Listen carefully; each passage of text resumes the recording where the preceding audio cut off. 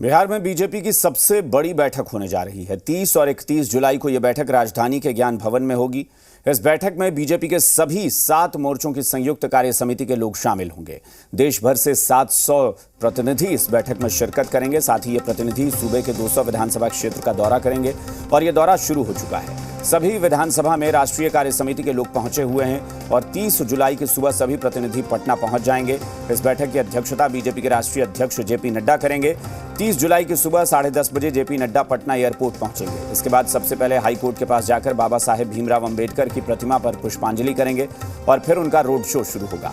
JP गोलंबर पर जाकर यह रोड शो समाप्त होगा। शाम 4 बजे जेपी नड्डा राष्ट्रीय कार्यकारिणी को संबोधित करेंगे। 31 जुलाई को समापन पर केंद्रीय गृह मंत्री अमित शाह भी मौजूद रहेंगे। बीजेपी के इस सबसे बड़े कार्यक्रम में सारे प्रतिनिधि बिहार के 200 विधानसभा क्षेत्रों में होंगे और इसी को लेकर सियासत गर्मा गई है। बीजेपी ने लोकसभा और विधानसभा चुनाव की तैयारी शुरू कर दी है।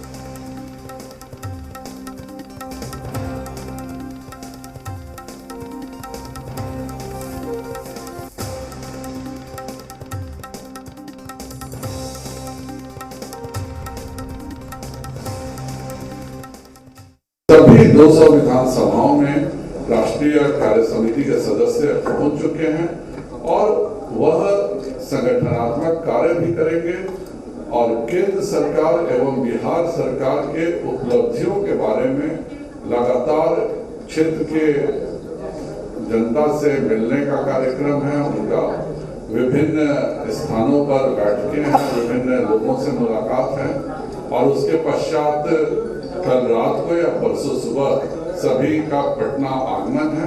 पटना आगमन के पश्चात आप सब जानते हैं कि राष्ट्रीय अध्यक्ष जी स्वयं इस बैठक को लेने आ रहे हैं। सभी पदाधिकारी जो बैठक में आ रहे हैं वो बैठक के पहले 2 दिन तक यानी 48 घंटे तक विभिन्न विधानसभाओं में प्रवास करेंगे। इसका मकसद निश्चित रूप से बहुत महत्वपूर्ण है। हमारे माननीय प्रधानमंत्री जी बार बार कहते हैं एक भारत श्रेष्ठ भारत। तो एक भारत श्रेष्ठ भारत की जो कल्पना है उस कल्पना के अनुरूप दक्षिण भारत का कार्यकर्ता जब हमारे बिहार में आएगा। बीजेपी की इस बड़ी बैठक को लेकर राजनीति गर्मा गई है। तो उनको तो सत्ता के समय रहने में अपना घर याद आता था, अपने परिवार के लिए संपत्ति अर्जित करते थे। हम तो गरीब के घर में कोरोना काल में भी 80 करोड़ परिवारों को राहत पहुंचाने का काम किसने किया? पूरे देश में फ्री वैक्सीन का ड्राइव किसने किया? आज गरीबों के लिए आवास बनाने से कौन बना रहा है? स्वनिधि के माध्यम से रेवड़ी पटरी वाले को 10,000 रुपया करीब 24 लाख परिवारों को मिला। ये किसने दिया?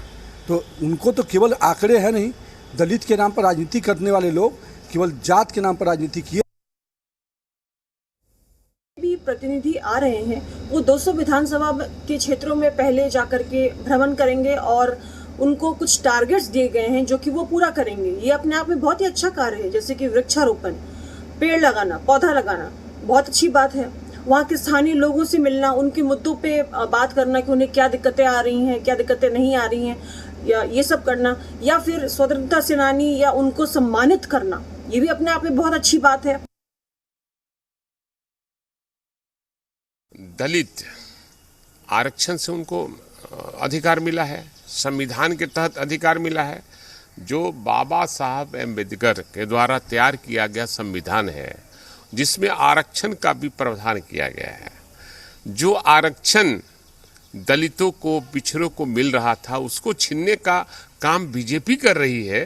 तो जनता को हम लोग जागरूक करेंगे कि ये वही लोग हैं जो हमारा हक और अधिकार को छीनने का काम ये कर रहे हैं।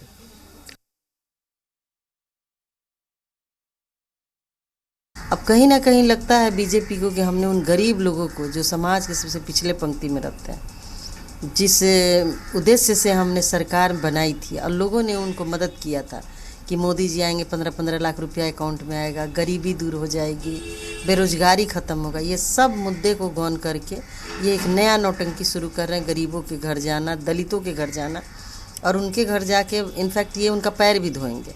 अब इनके पास कोई चारा नहीं बचा है कि उनके चरण में गिर के उनका वोट मांगे।